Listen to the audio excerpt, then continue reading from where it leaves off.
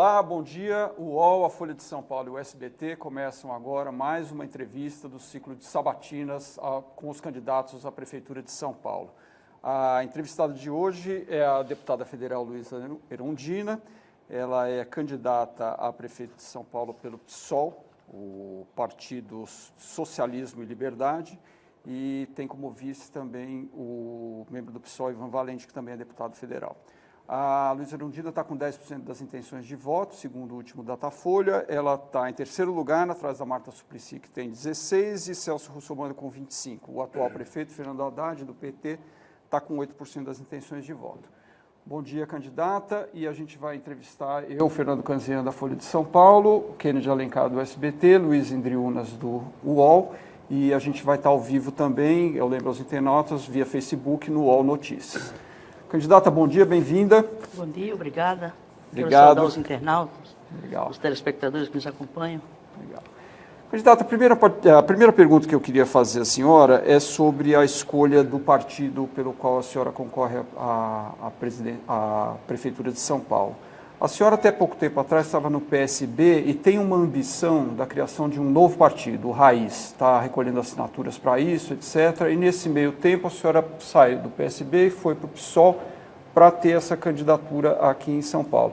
A pergunta que eu faço é a seguinte: já não tem muito partido no Brasil e a senhora não está usando aí esse partido meio como um ônibus aí para a sua candidatura? Não seria mais razoável, já que a senhora tem a ambição de criar um novo partido, gastar mais energia com isso primeiramente? Olha, eu queria corrigir uma afirmação sua inicial. Eu não fui só para ser candidata. Aliás, eu já estava me organizando para terminar minha participação na política com candidaturas, enfim. Sair da política, jamais eu sairia, né? Porque me identificava muito ou me identifico com a ideologia, o programa, a atuação militante daquela bancada pequena, mais combativa, aguerrida, competente, e que tem sido decisiva naquele embate que se dá lá no Congresso Nacional, particularmente na Câmara dos Deputados. Então foi por uma identidade ideológica, programática, e por entender que ele corresponderia a um espaço mais adequado para a minha atuação política no Congresso do que o partido em que eu me encontrava. Foi no curso logo após a minha filiação ao PSOL, que veio uma pressão forte dos movimentos sociais para que eu saísse candidata, e também o partido entendeu que seria bom para o partido se eu assumisse essa tarefa. Foi isso que se deu, não estava programado na minha agenda, na minha pauta, a candidatura. E a Raiz é um movimento que já está se construindo, já estava se construindo há mais tempo, né, à luz daquilo que está se dando no mundo todo, a busca de novas formas, né, de organização partidária, que é numa concepção de partido, movimento, partido, portanto é diferente do modelo convencional, tradicional de partidos, mesmo do campo democrático popular de esquerda. Então, é perfeitamente compatível, até porque o PSOL entendeu que poderia ocorrer uma filiação democrática e que depois, a depender dos desdobramentos, se continuaria ou não no PSOL. Isso é uma questão perfeitamente resolvida e a minha candidatura não se deveu a um projeto eleitoral. Agora, deputada, a questão da fragmentação partidária, ela tem sido um problema no Brasil. Na época da votação do impeachment da presidente Dilma, havia 25 partidos com representação na Câmara dos Deputados. O PSOL é um partido pequeno, é um partido ideológico, né? A gente vê também uma proliferação de várias legendas de aluguel, partidos que são criados para negociar tempo de TV e acesso ao fundo partidário. A senhora mesma falou que tem afinidade ideológica com o PSOL. Não faz mais sentido que a Raiz seja uma tendência do PSOL, que a senhora fortaleça o PSOL, porque senão fica uma fragmentação que acaba dificultando. A senhora foi prefeita, sabe que para um presidente da República, para um governador, para um prefeito, essa fragmentação partidária ela vai redundar no quê? Maior loteamento político, maior dificuldade para aprovar os projetos. A senhora não está estimulando uma fragmentação partidária que é danosa para o sistema político? Olha, eu milito desde que eu fui para a Câmara em 99 por uma reforma política que realmente corrigisse as distorções do nosso sistema político, partidário, eleitoral. Entendo que uma proliferação nesse nível não é só a quantidade de partidos, é que eles não representam nada do ponto de vista programático, ideológico, político, não são projetos políticos.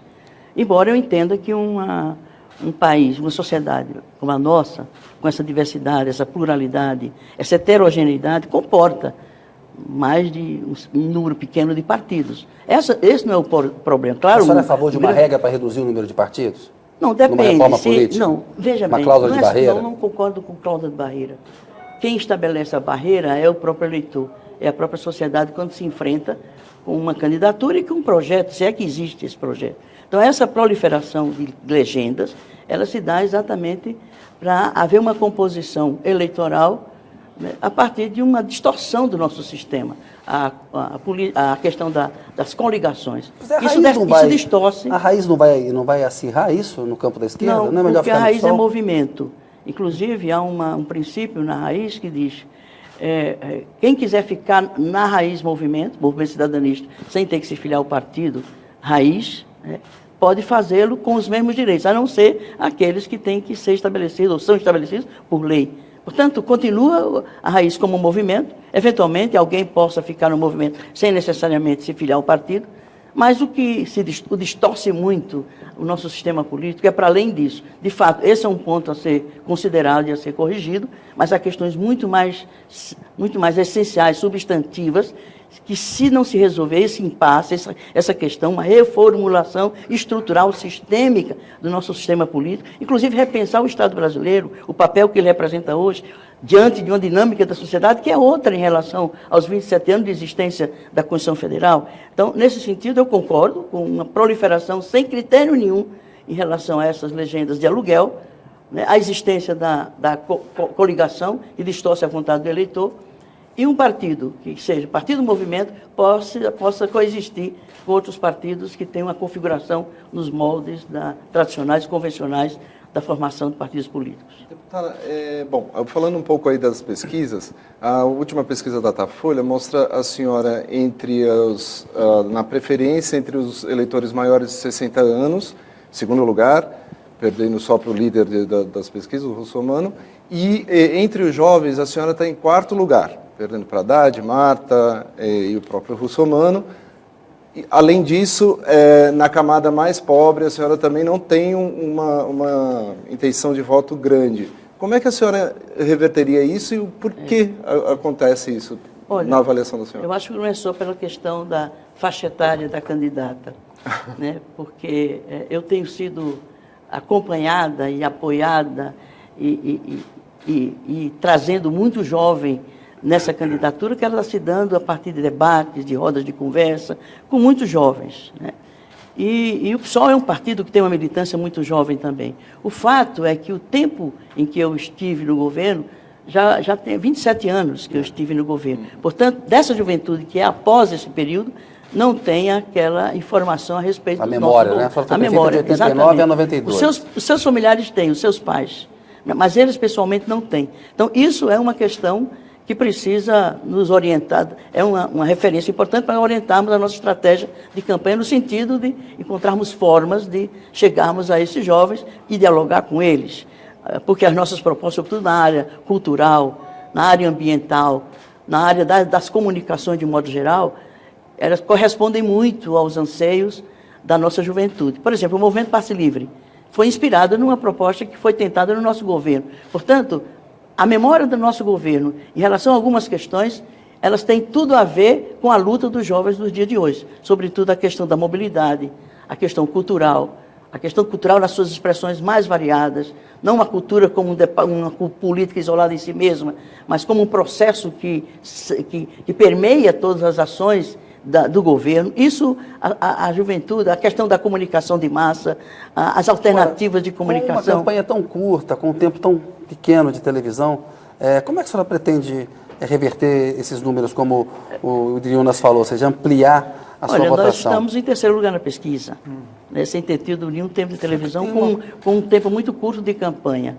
Agora, o que nós temos que enfrentar, e a gente precisa da ajuda de vocês, os democratas desse país, da mídia, né, moderna, plural, é a barreira uma lei que foi criada exatamente para barrar a participação do PSOL nos debates políticos, que é aquela que impede que uma bancada com menos de 9% não possa participar dos debates com os outros candidatos. No debate do SBT, do UOL da Folha, a gente tem uma regra que permite a participação de quem está mais bem posicionado na pesquisa, como a senhora. Né? Haja uma reação que a sociedade não vai aceitar. Quer dizer, eu sou uma pessoa que, inclusive, as pesquisas já dão, eu tenho me conhece, mais de 90% da população me conhece, sabe dos meus defeitos, das minhas virtudes, sabe do nosso trabalho, seja na prefeitura, seja nos mandatos, que eu me mantive ativa nesses mandatos todo esse tempo e com uma inserção real nos movimentos na luta social e política importante e que tem uma presença muito forte da juventude. Esse é uma dificuldade. Nós estamos com uma ação no Supremo Tribunal, né, para reverter essa cláusula de barreira, que inclusive ela é retroativa, portanto ela fere a Constituição no sentido de retroagir uma determinação legal anterior a esse momento em que ela está se aplicando. Temos ainda essa possibilidade. Se não, nós vamos lançar mão de outros meios que não calem a nossa boca, que a gente faça ser ouvido, né, para que julguem a nossa candidatura, a nossa proposta. Eu acho que isso é mais democrático do que aquilo que se pretende fazer com a aplicação dessa lei. A Sabatina contribui para isso? Como? A Sabatina contribui para isso? Sem dúvida nenhuma. Candidata, a senhora já apoiou o ex-presidente Lula, já teve o atual presidente interino Michel Temer como candidato a vice numa chapa aqui em São Paulo, apoiou o governo Itamar, apoiou a Marina e hoje é contra o impeachment da Dilma Rousseff.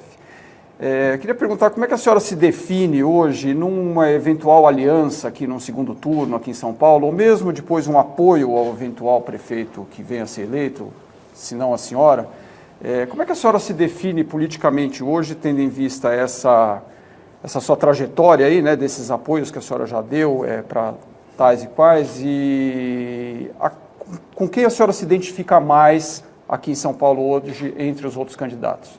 Olha, eu tenho muitos defeitos, inclusive na ação política, mas ninguém pode me criticar ou me acusar de incoerência. Todas essas posições que você lembrou, elas seguem um fio condutor de absoluta coerência com aquilo que eu sou, que eu afirmo, que eu defendo, que eu me posiciono. Então, nenhuma dessas opções fugiu a esse critério da coerência.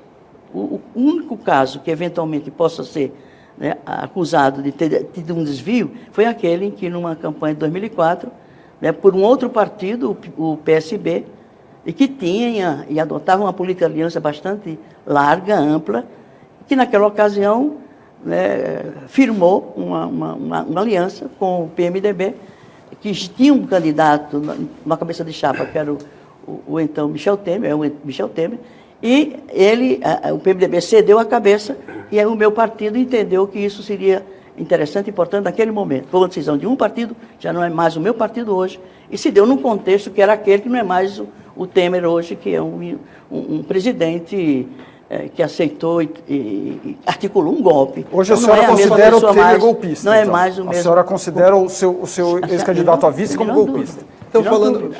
Bom, essa é a minha configuração, esse é o meu perfil. Agora, eu não tenho nenhuma identidade com pessoas. Eu, eventualmente, tenho identidades com propostas, com projetos. E, lamentavelmente, os candidatos que estão aí, inclusive o candidato que está no governo hoje, não apresentou, a meu ver, uma proposta que avançasse naquilo que já se avançou aqui nessa cidade, inclusive com a participação do seu partido, na época em que eu fui prefeita por ele. Então, lamentavelmente, diante desse quadro de candidaturas que está aí, eu não conseguiria identificar nenhum desses projetos que eles representam, se é que representam projetos, né, alguma identidade ou alguma semelhança ou alguma identidade com o projeto que nós estamos defendendo, e é em nome desse projeto que nós estamos nessa empreitada. Falando aí em coerência, a senhora disse incoerência, bom, a senhora apoiou o impeachment do Collor, é contra o impeachment de Collor. O apoio ao impeachment do Collor. De Collor, claro, sim. Do Collor. Partido dos Trabalhadores. O Partido dos Trabalhadores apoiou. E eu apoiaria de novo hoje, se tivesse daquele mesmo. Toda a esquerda, e a senhora inclusive fez uma campanha pelo Fora FHC, uma época, da época das denúncias contra o Fernando Henrique, e agora é contra o impeachment de Dilma. Qual a coerência desses três processos? Por que o apoio a um e não o apoio ao outro, principalmente a FHC e Dilma? No caso da Dilma Rousseff, nós temos feito uma oposição bastante firme ao seu governo, desde o início de sua gestão, não o PSB, e essa era uma das coisas que me incomodavam, permanecer no PSB, era uma incoerência e uma liberalidade, inclusive, da sua política de alianças, né? E nós mantínhamos e o PSOL mantinha, eu votei muito, antes de sair do PSB, com a posição do PSOL. E o PSOL tem manteve durante todo esse tempo uma avaliação crítica, um posicionamento crítico, inclusive às políticas que foram adotadas, implementadas pelo governo Dilma Rousseff. O PSOL e eu, no PSOL, entendemos que não se comprovou crime de responsabilidade para um afastamento da presidente. Eu acho que qualquer um que estivesse lá, sem que houvesse, de fato, um comprovado crime de responsabilidade, o afastamento sem esse critério, sem o atendimento a essa regra constitucional, com certeza isso é golpe. Isso é ruim para a democracia, porque isso cria uma instabilidade institucional, né, que, evidentemente, compromete a própria consolidação da democracia no país. O Supremo Tribunal Federal está endossando um golpe parlamentar contra a presidente Dilma? Olha, não se julgou ainda, o Supremo não fez esse julgamento ainda. Tem sinalizado que não vai entrar no mérito, né? Não, mas veja bem, ainda está no Senado, e quem vai presidir, evidentemente, a decisão sobre o impeachment é o Supremo, o presidente do Supremo. Isso não ocorreu ainda, a decisão do Senado ainda não se deu, então, portanto, não posso afirmar de que o Supremo já tem uma posição a respeito da existência de crime de responsabilidade. Inclusive, o pensamento jurídico do mundo todo, né, vem se expressando com muita contundência, com muita veemência e com muita base jurídica de que esse processo que está se dando no Brasil é, de fato, um processo que não tem respaldo da Constituição e, portanto, não é legítimo e não é democrático. Com a crise do PT, tem uma oportunidade de crescimento no campo da esquerda para um partido como o PSOL. Eu fui lá no site do PSOL, no programa do PSOL, que é um documento antigo da fundação do partido de 6 de junho de 2004, defende o seguinte: reposição mensal da inflação, ruptura com a FMI, não ao pagamento da dívida externa, centralização do câmbio, controle da saída de capitais, auditar a dívida externa. Pergunto se a senhora concorda com essas propostas e se isso, candidata, não é de um irrealismo econômico extremo que, se aplicadas no poder, inviabilizariam qualquer governo. Como é que a senhora, não falta ao PSOL aí atualizar as ideias econômicas? Depende de que governo você quer garantir, né, e os compromissos desse governo. Eu acho que um governo no Brasil que não enfrente, por exemplo, a questão da dívida pública, que é a causa fundante da crise que se dá em todos os momentos da vida desse país. Uma dívida que já atingiu 3 trilhões de reais é algo que nenhum país suporta. Em 2015, os juros, o total de pagamento dos juros foi de 505 bi. Qual é o país, ainda no estágio de desenvolvimento que está o Brasil, consegue destinar tanto recurso para pagar juros de uma dívida e que ela se dá agora mesmo? Houve um crescimento da dívida de 2,5% nesse último mês de junho. Portanto, o fulcro, a causa estrutural de por que os governos brasileiros não conseguem uma proposta, uma política de desenvolvimento sustentado, né, com estabilidade, com crescimento permanente, ou pelo menos mantendo uma certa estabilidade, sustentabilidade, se deve de forma absolutamente segura, que é essa dívida que não foi auditada, candidato, que não é enfrentada. Porque quando se pensa em aliviar a questão fiscal, o que se faz? Corta salário, corta aposentadoria, corta programas sociais, corta, e não tem mais como cortar. Porque... Mas, candidata, tudo que o presidente interino Michel Temer está dizendo agora, o seu Ministério da Fazenda, inclusive, é um programa para combater justamente o aumento da dívida pública que explodiu ao longo dos últimos 3 anos do governo Dilma Rousseff.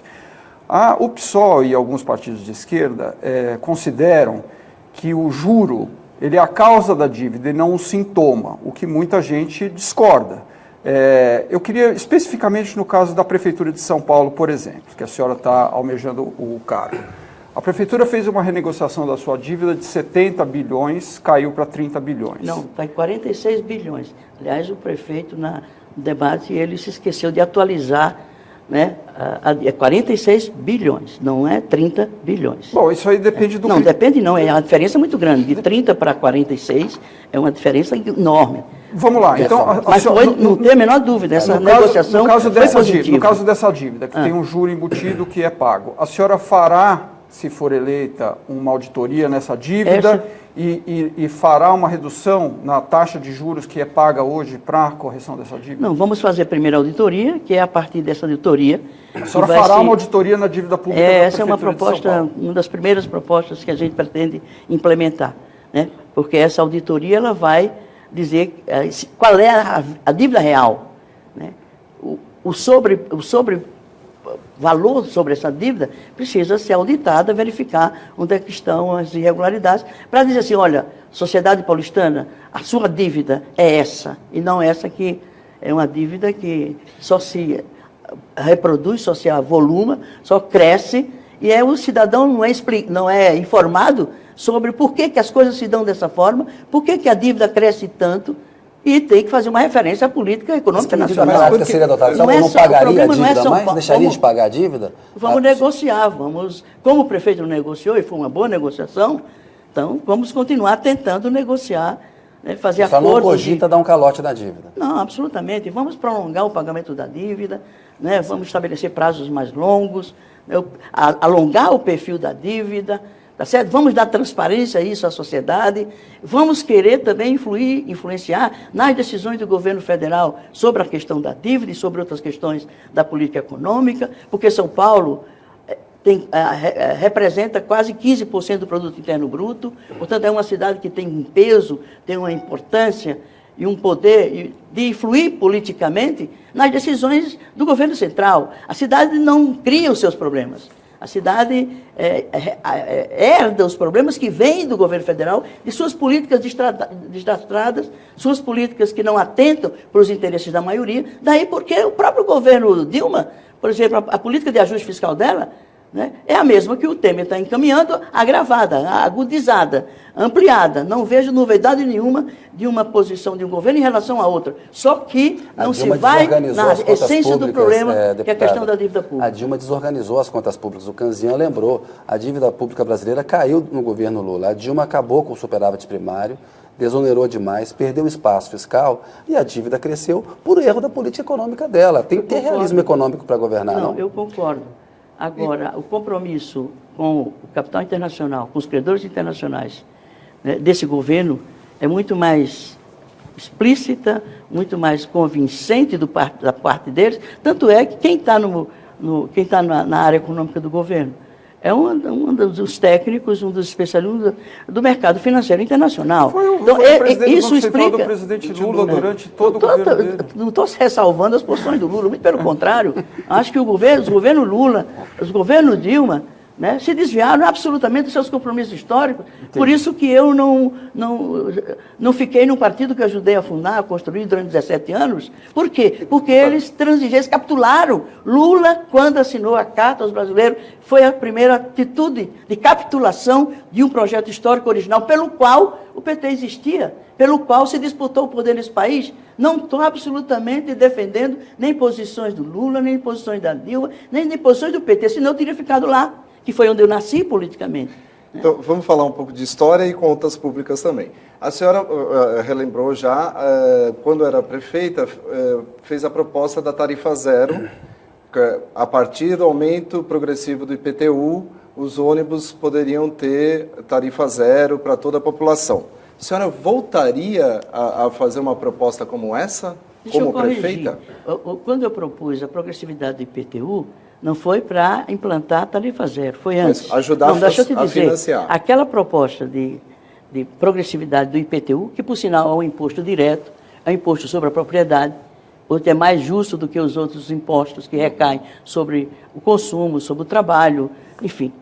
E, nesse sentido, era uma meta que nós havíamos estabelecido para cumprir no último ano do governo, para zerar o déficit de vagas nas escolas públicas municipais do ensino fundamental. Eu tinha 40 terrenos, 40 projetos devidamente elaborados, né, construídos, e com a progressividade do tributo, que por sinal estava previsto, está previsto na Constituição Federal, naquele momento ainda não estava regulamentado, mas previsto, eu construiria 40 novas escolas. Com 40 novas escolas, eu zeraria o déficit de vagas nas escolas da rede municipal. Isso significaria o quê? Você prevenir a marginalidade, a delinquência, certamente de milhares de jovens que hoje estão por aí, pela insensibilidade de quem tem poder de contributivo. Porque os pequenos imóveis eles estão isentos de IPTU, pelo menos no nosso governo.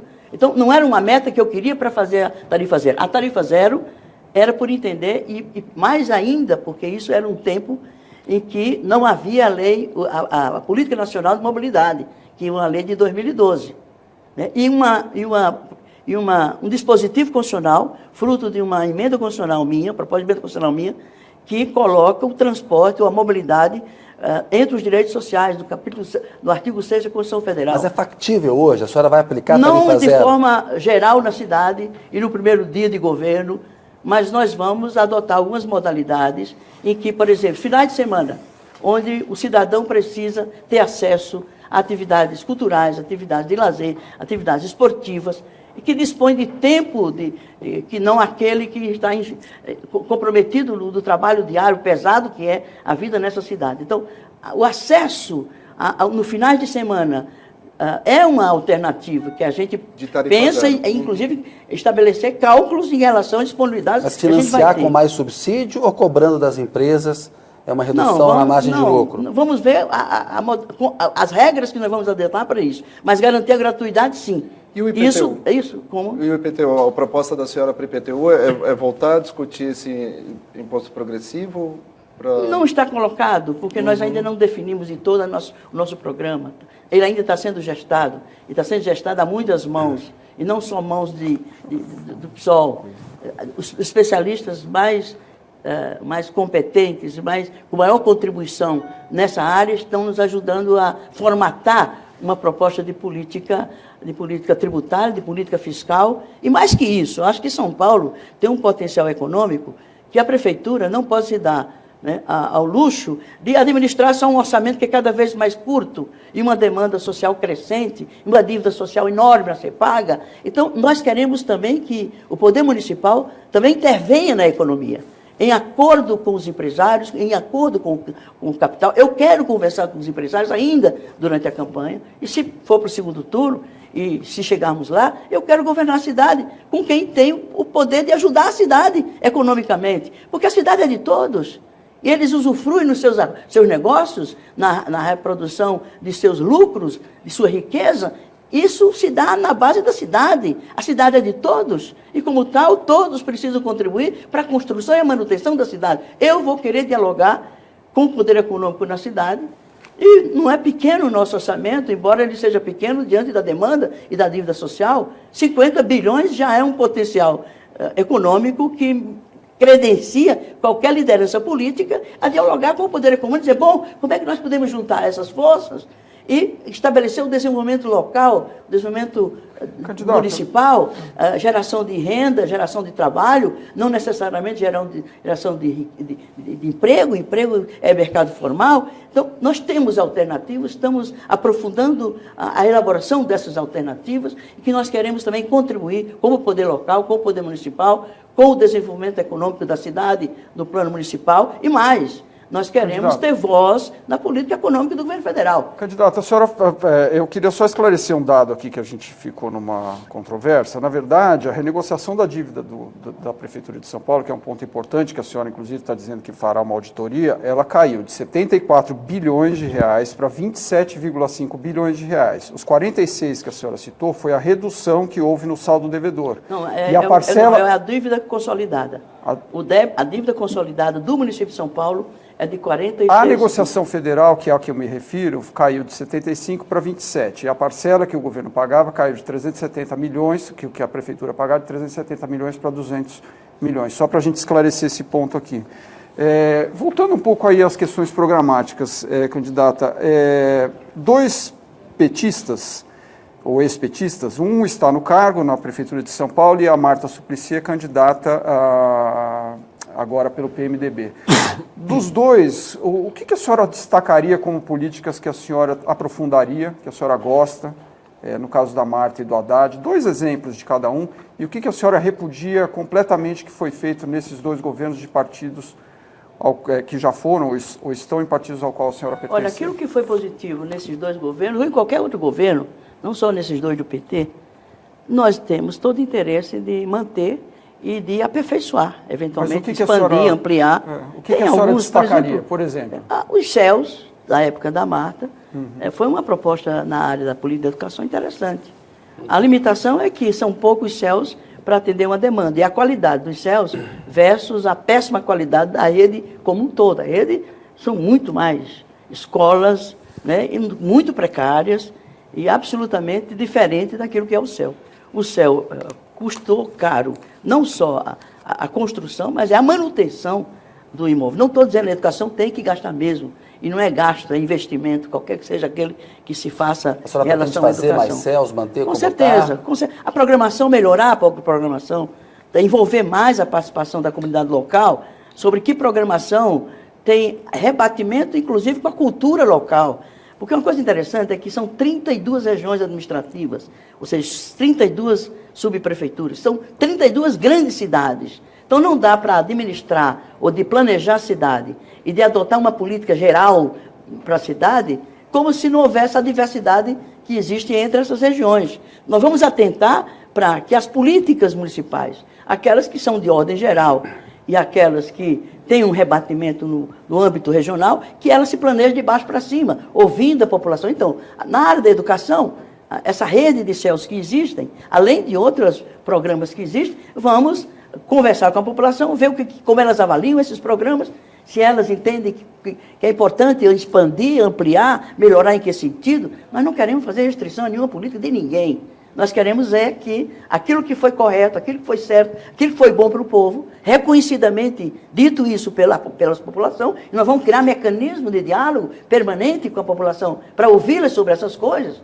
E eu acho que isso, o que é bom para essas coisas positivas, seja do governo Marta, seja do governo Haddad, seja de que governo for, são conquistas da população. Qual é o positivo são conquistas do da população. E como tal, elas têm que ser preservadas. O que a senhora preservaria do governo Haddad? Por exemplo, a parte da mobilidade, essas alternativas de mobilidade, das ciclovias, por exemplo, né? As faixas exclusivas de ônibus. Só que isso tem que estar articulado velocidade nas marginais, a senhora concorda com essa redução? Sim, com certeza. Nós queremos construir a cidade das pessoas. Nós não queremos construir a cidade dos carros, dos automóveis, das grandes unidades de transporte na cidade. Isso impacta a cidade, contribui para a perda de qualidade na cidade.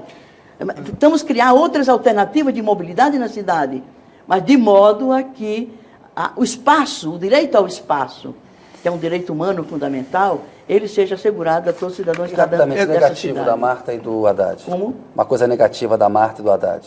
Eu não vou perder tempo falando do negativo dessas pessoas. Eles que localizem seus negativos e corrijam, eventualmente. E nós, chegando lá, nós vamos corrigir aquilo que foi negativo no interesse popular.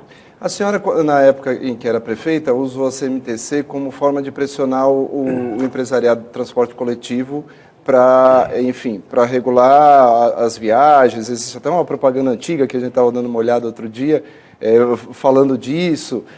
A senhora, enfim, vai ter agora uma nova licitação, uma concessão de todo o transporte público. A senhora voltaria a uma política como aquela, de parte do transporte ser estatal, ou não? Veja, a CMTC respondia por 1/3 da frota do serviço de transporte sobre rodas. Era 3.000 unidades. Nós recebemos a sucateada, sem o estoque, sequer de pneus, que houvesse tempo a gente contava o que a gente encontrou lá. Né? E tinha um mérito, é o seguinte, porque nós tínhamos o controle da planilha de custos. Com uma empresa pública, você tinha condições de aferir, mês a mês, o impacto dos elementos que compõem uma planilha de custos. E isso era referência. Isso não era para pressionar os empresários. Era ser uma base de referência a partir da qual você definir a tarifa. A tarifa tem que ter transparência. Ela tem que ter uma lógica. Por que se aumenta X e não Y? Porque a planilha de custos representa isso. E será que não tem cortes nesses custos para poder aliviar a tarifa? Enfim, isso não estou cogitando de criar nenhuma empresa pública, mas outra coisa, a CMTC, ela produzia novos conhecimentos em relação ao transporte coletivo, ao transporte sobre rodas. Pesquisava, novas tecnologias que nasceram, naquele tempo não havia as tecnologias que temos hoje. A CMTC, por que o custo dela era maior? Porque ela agregava outras funções, outras tarefas, entre outras, a de gerar conhecimento para ser incorporado ao serviço de transporte público coletivo na cidade. Você falava da... Desculpa, eu perdi. Não, então aí continuando. Sim. Aí, quer dizer, então a senhora acabou de falar que enfim, não prevê, não cogita criar uma nova empresa. Agora, criar mecanismos para você ter aquilo que é necessário. Por exemplo, o Centro de Controle Operacional, que é um espaço que vai gerenciar o sistema, e não pode ser gerenciado pelas empresas. Nós temos que alterar, inclusive, esse órgão que foi criado. E na licitação, eu vou rever essa licitação. Vai rever. Eu vou rever, sabe por quê? Porque na licitação as empresas vão poder fazer isso. Isso é errado. Como é que as empresas vão fiscalizar-se a si mesmas? O tal de centro... Veja, olha que coisa. Eles estão, na licitação, responsáveis pela construção desses espaços de controlar a operação, e é um centro de operações, são vários, em vários pontos da cidade. Em troca, eles vão ficar gerenciando, né, por 20 anos, e mais 20 anos, por 40 anos. Essa licitação não pode perseverar. Ela destoa de toda uma política que existe no mundo de como estabelecer contratos de prestação de um serviço da essencialidade como é o transporte público. E eu lembro, na Inglaterra, essas concessões se fazem por 5 anos. E a cada ano, o órgão que faz a concessão faz uma licitação de 20% do serviço. Quer dizer, a cada ano. Por quê? A dinâmica de uma cidade, ela não comporta um contrato de um serviço que faz ficar congelado por 20 anos e mais 20 anos, 40 anos. Isso é inadmissível, isso é ilógico, isso é fora da modernidade dos tempos de hoje. Nós temos que romper com essa licitação. E falando em modernidade, alguns candidatos, vários candidatos, inclusive o prefeito, falam em conceder o Anhembi, conceder Interlagos, ou vender, privatizar Interlagos, privatizar Anhembi, Ibirapuera. Há várias propostas. A senhora tem algum tipo de proposta de concessão, por exemplo, de parques, de áreas de áreas de lazer, como o Anhembi? Vou perguntar a esse candidato se ele já pensou na privatização da cadeira dele. Porque só falta ele privatizar a cadeira de prefeito. Dele não, que não vai ser dele. Está falando do João Dória, porque ele pegou e falou que poderia privatizar ciclovias, corredores, é isso? Tudo, ele vai privatizar tudo. Ele é um empresário, é um candidato empresário e diz que quer governar a cidade como ele administra sua empresa. É bom lembrar ele que a empresa Prefeitura, Cidade de São Paulo, não é qualquer empresa, mesmo as empresas dele. A senhora não concederia... Ele atende que a lógica de gerenciar uma empresa não é a lógica de se gerenciar, de administrar uma cidade, sobretudo se é um governo democrático, que ouve a sociedade, que atenta para as peculiaridades regionais. É bom ele atentar para isso, senão ele não vai chegar lá. Mas o próprio se chegar lá, ele não vai. Foi duro conquistar o Grande Prêmio de Fórmula 1 para o Brasil, que hoje é uma fonte fantástica de divisas para o país, além de projetar politicamente o país no mundo. Não tem coragem de fazer, aí tem coragem de destruir. Não, a Anhembi é um patrimônio da cidade. A Anhembi não, Interlagos. Aí é o Grande Prêmio de Fórmula 1, é uma conquista de um governo popular, democrático popular. O Sambódromo, ele deve também querer privatizar o Sambódromo. Mas o Sambódromo é uma conquista da sociedade de um governo democrático. Mas o prefeito Haddad está prevendo fazer concessão do Anhembi. Aliás, o prefeito Haddad está concedendo tudo que é serviço público. Daqui a pouco a prefeitura fica só como arrecadadora de tributos. Mas uma empresa está tudo indo para as OS, que está um desastre. Candidata, mas não faz sentido, por exemplo, uma concessão do Anhembi, ou seja, um gerenciamento da iniciativa privada para eventos, com um pavilhão desse, não é uma boa proposta? Não, eu teria dificuldade de dizer é boa ou não é boa. Tem que avaliar caso a caso. Agora, essa sanha privatista, que privatiza tudo... Gente, candidato, agora, vocês falaram das margens dos rios. Não, esses parques vão ser espaços de lazer, vão ser parques. Vamos implantar um parque, né, nas margens dos rios que atravessam a cidade, para dar qualidade de vida à cidade. E a prefeitura tem que ter como prioridade a melhoria da qualidade de vida, no sentido ambiental, no sentido de vida cultural, no ponto de vista da humanização da vida das pessoas nessa cidade. Candidata, para isso que a senhora está pregando, precisa de dinheiro, né? Como a senhora bem colocou, a dívida da Prefeitura de São Paulo é alta, a senhora está querendo fazer a auditoria da dívida, e o que os candidatos, inclusive o Dória, propôs aqui, que é isso que eu queria entender, qual é a posição da senhora. Não é exatamente vender, não vai vender Interlagos, não vai vender o estádio do Pacaembu, etc. É conceder... É o primeiro passo. Primeiro, eu queria que a senhora... Depois ele completa. Deixa eu só terminar. A estratégia, segundo eles, que eu queria ver qual é a posição da senhora, seria o seguinte: bom, a gente abre para a iniciativa privada explorar, por exemplo, restaurante, explorar posto de atendimento de venda de algum material lá dentro. Agora, a propriedade continua da prefeitura e o acesso continua livre. É uma maneira que ele está propondo de encontrar recursos de fora da iniciativa privada para fazer a manutenção do parque, que a senhora disse que tem que ser aberto para a população. Mas há outras formas de você gerar receita na cidade. Por exemplo, a dívida ativa da cidade, a dívida ativa, é de 66 bi. Se você tem uma política, sabe, de primeiro diminuir a sonegação e de cobrar essa dívida ativa, nós temos uma proposta de, a cada ano, você resgatar 5% dessa dívida. 5% dessa dívida de 66 bi, da dívida ativa, corresponde a 3 bi e 300 milhões. O que significa que você repõe as perdas que vão ocorrer de 2016 para 2017. A senhora já viu o perfil dessa dívida ativa da cidade? Tem muita gente que está quebrada, não tem mais como pagar essa dívida. Eu sei, mas não dá para generalizar. Não, eu sim, mas... Fernando, não dá. Mas, vamos ver cada caso. Mas é isso que eu queria só... Porque, assim, a coisa da dívida ativa, o governo federal hoje também, tem muita gente que fala, o próprio PSOL... A Luciana mas é verdade, já falou, mas é verdade. Cobrar, mas os credores já não têm mais o dinheiro. Não se tem coragem de cobrar os grandes devedores. Essa é a verdade. Sabe? Há uma conivência do poder público em todas as esferas. Quer dizer, por quem tem o poder contributivo. O Brasil é um país que mais cobra tributos. E regressivamente isso não é justo. Não é justo, inclusive, para a coletividade. A coletividade tem que se preservar e ter uma condição boa para todos. A cidade de São Paulo não é boa nem para aquela minoria 1%. Nós vamos governar para 99%. Nem aquele 1% se pode dizer que essa cidade, tanto é que ele deve viver na Europa, nos Estados Unidos, porque a vida em São Paulo, mesmo para quem é rico, poderoso, não é confortável. Nós temos que melhorar essa cidade para todos.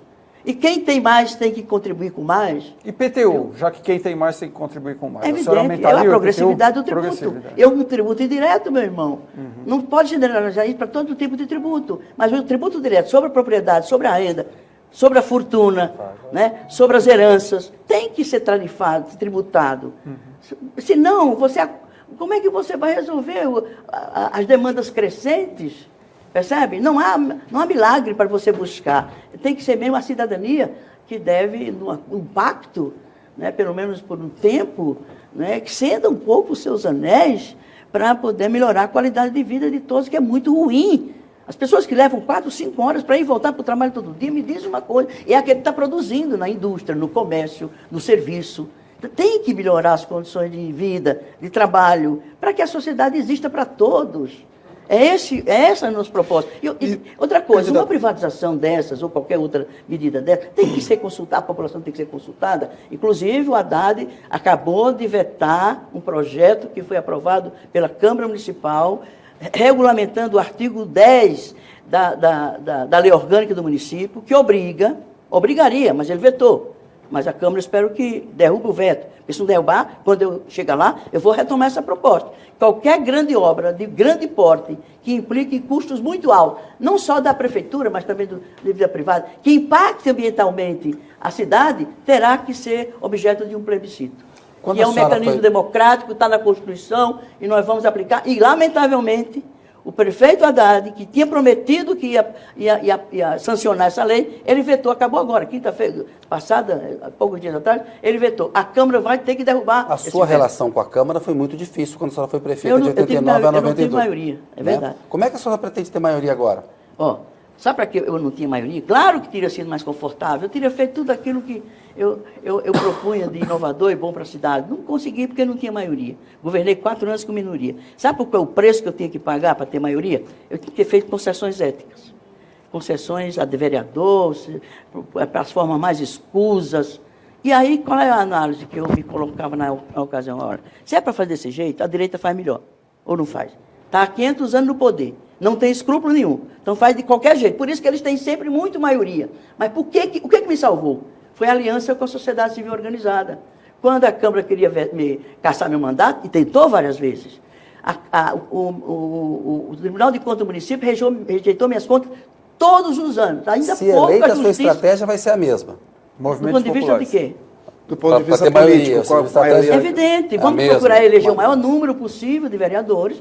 É evidente que seria muita pretensão imaginar que a gente vai eleger maioria, mas vamos conversar com as outras forças políticas que gostem da cidade, que se identifiquem com as propostas. Claro, a senhora vai procurar fazer primeiro uma opção pela aliança, ou não, aliança com o povo, pressão social. Sabe por quê, Kennedy? Olha, uma das críticas que eu fiz ao governo Lula, aos governos Lula e ao governo Dilma, é que eles não fizeram uma aliança com o povo. Eles governaram apenas em aliança com o Congresso. O Congresso heterodoxo, heterogêneo de A a Z, né, de espectro político ideológico. Mas a Dilma caiu porque brigou com o Congresso. Não, não foi isso não. Ela não teve competência política de exercitar o poder que ela tem como presidente da República. O líder político, ele tem que se empoderar e mobilizar esse poder a exercitá-lo plenamente. Mas isso você tem que ter legitimidade popular. Não teve capacidade de liderança, você tem que ter base Dilma. social. Ela não teve capacidade de liderança. E não dialogava com os movimentos, ela não tinha gosto pelo diálogo. E está na política, quem não gosta de dialogar é complicado, não é verdade? Então, eu quero uma aliança real, efetiva, desde o primeiro dia do governo, com a sociedade civil organizada, criticando, não incorporando ao governo. Ao contrário, eu não cooptei ninguém para o governo, eu não trouxe ninguém dos movimentos populares, que foi a minha origem de luta social e luta política, para dentro do governo. Eles mantiveram sua autonomia, sua independência, e o governo contribuiu para que ele se fortalecesse. Você tem que ter uma aliança real, concreta, objetiva, efetiva com o poder popular, que é um dos poderes da cidade. Poder executivo, poder legislativo, poder popular.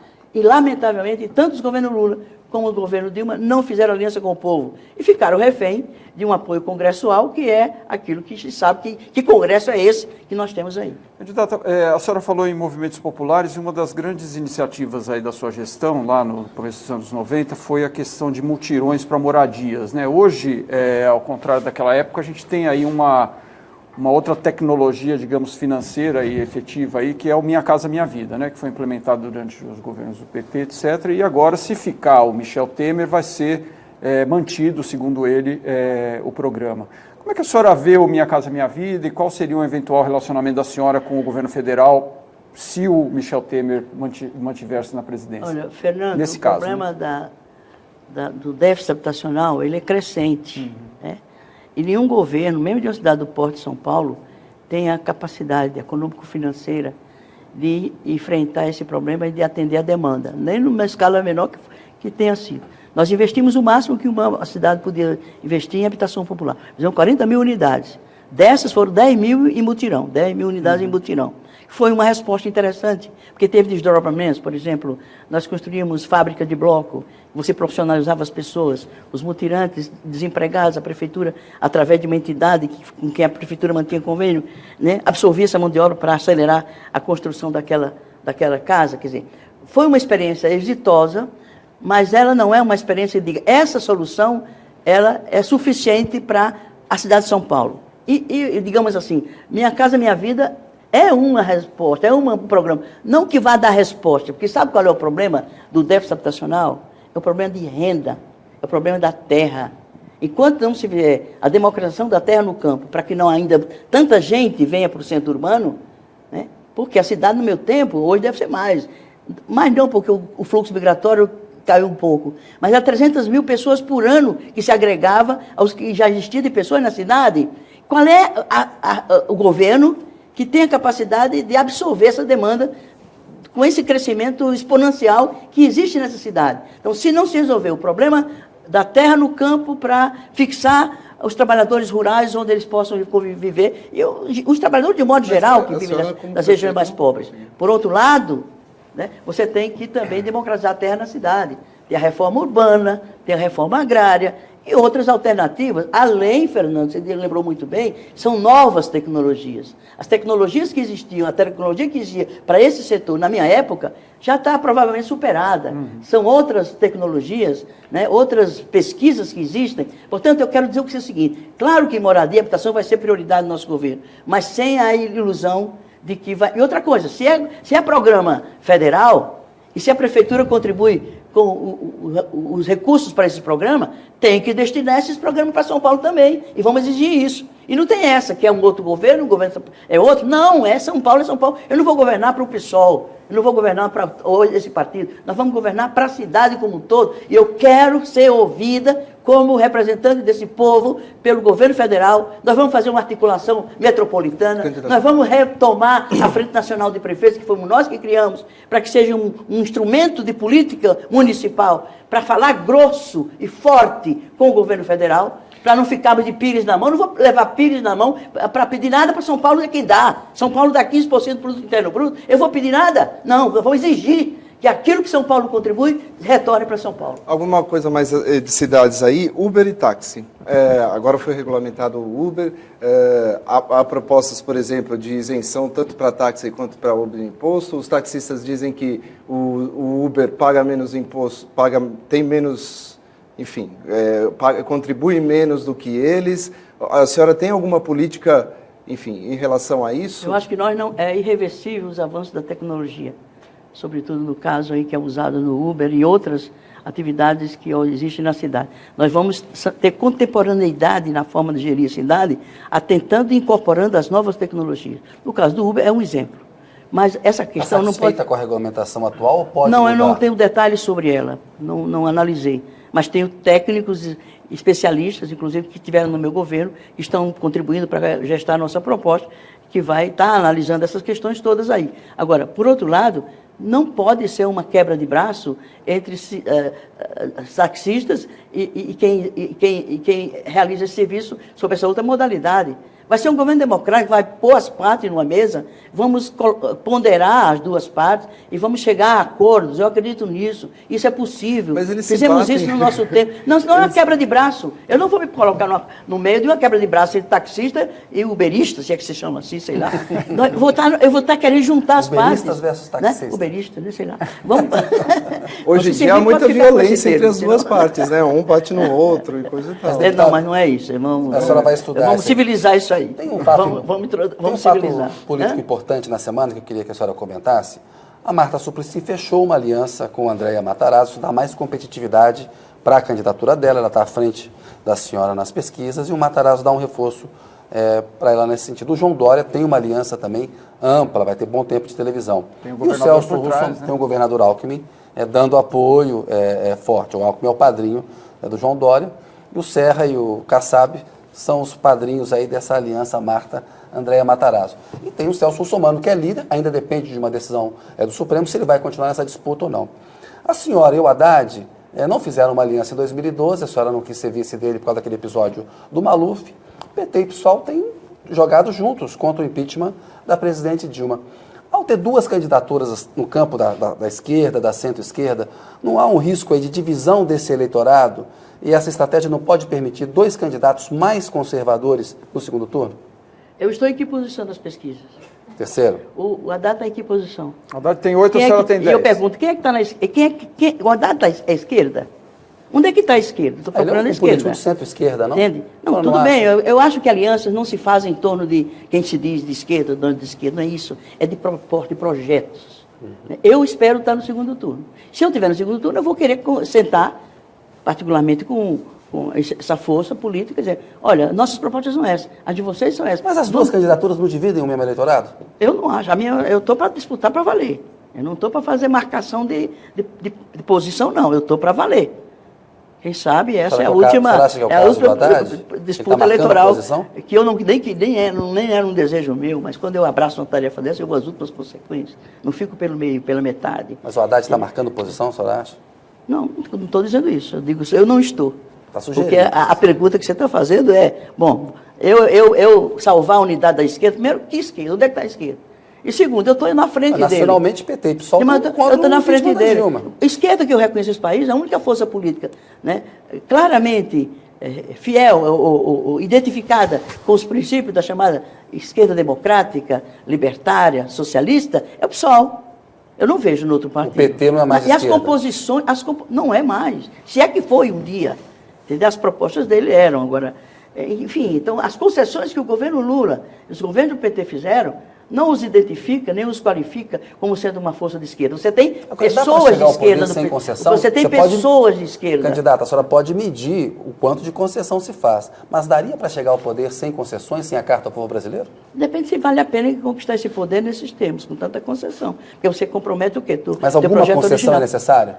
Não, depende de que você tem concessão, é concessão. Concessão que se justifica, se explica, se admite, e concessões inconfessáveis até, como se fez ao longo desses anos. É para fazer isso? Então, para fazer isso, não é conosco, é com a direita, é com quem transige a qualquer preço.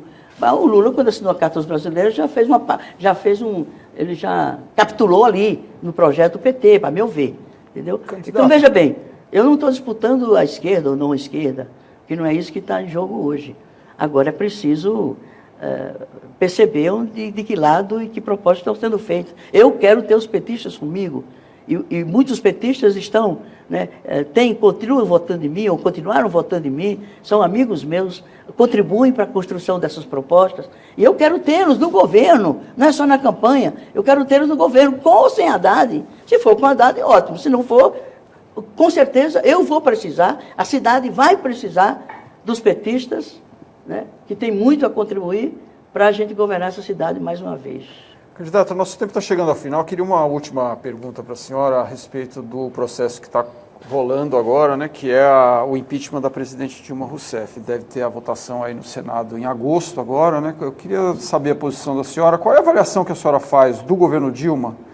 A senhora é contra o impeachment, está chamando o governo de Michel Temer de golpista, etc.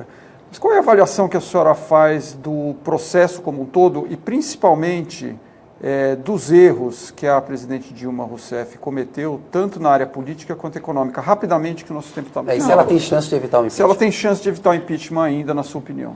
Do que a senhora ouve em Brasília, etc. Com a correlação de forças que tem no Congresso, particularmente no Senado, eu não vejo chance nenhuma. Agora, por outro lado, eu tenho muita dificuldade também de ver se ela ganha. A pressão externa está sendo muito forte, de outros países, inclusive, a esses desvios da democracia brasileira. Mas vamos supor que ela ganhe. Eu acho que ela tem muita dificuldade de governar a partir do desgaste que ela vem sofrendo ao longo desses anos todos. Eu acho que o pensamento da maioria da população, que está traduzida nos últimos dados de pesquisa, é que é melhor uma eleição. Uma eleição para realmente resolver no voto popular. Isso agora. É isso que tem. E a sociedade está dizendo, sabe, os eleitores estão dizendo, os cidadãos brasileiros estão percebendo, não dá mais para esperar que 2018, não dá mais para ficar esperando 2018. Tem que ser em 2017 que tem que se acertar o passo para salvar aquilo que se conquistou a duras penas e para tocar o país à frente. E temos que sair dessa contemplação da crise. Vamos superar isso e vamos pensar o futuro imediato, que é 2017, que é 2018, que é 2000. Já passou, tudo isso já passou e a gente não pode perder tempo mais com isso. Ou seja, na opinião da senhora, não dá mais para Dilma nem do Temer, a senhora quer nova eleição? Objetivamente, eu vejo isso. Tá certo. Bom, candidata, boa sorte aí na campanha eleitoral. Quero agradecer mais uma vez a sua presença aqui, agradecer ao Edrunas, ao Kennedy, aos internautas que estiveram nos acompanhando e lembrando que amanhã a gente tem sabatina de novo, virá a candidata Marta Suplicy e convido a todos a assistir-nos aqui. Obrigado e até uma próxima, então. Muito obrigada, agradeço a oportunidade, já que tenho pouca oportunidade para falar por esses meios de massa de comunicação. Muito bem, muito obrigado. Obrigado.